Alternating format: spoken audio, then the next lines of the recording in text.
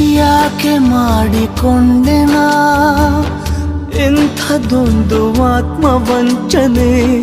ನನ್ನ ಸ್ವಪ್ನ ಲೋಕಕ್ಕೆ ನಾನೇ ಬೆಂಕಿ ಹಚ್ಚಿ ಕುಂತೆನೆ. ಬರಿ ಮರಳಲ್ಲಿ ಗೀಚಿದ ಹೆಸರ ಅಲೆ ಅಳಿಸಿದೆ ಒಮ್ಮೆಲೆ. ಈಗ ಅಸಹಾಯಕ ವೀಕ್ಷಕ ನಾನು, ಏನು ಮಾಡಲಿ? ಮರೆಯುವುದು ನಿನ್ನ ಮರೆಯುವುದು ಈ ಜನುಮದಲ್ಲಿ ಇದು ಸಾಧ್ಯನಾ? ಸಿಗದವರ ಹಿತ ಬಯಸುವುದೇ, ಶುಭ ಹರಸುವುದೇ ನಿಜ ಪ್ರೀತಿ.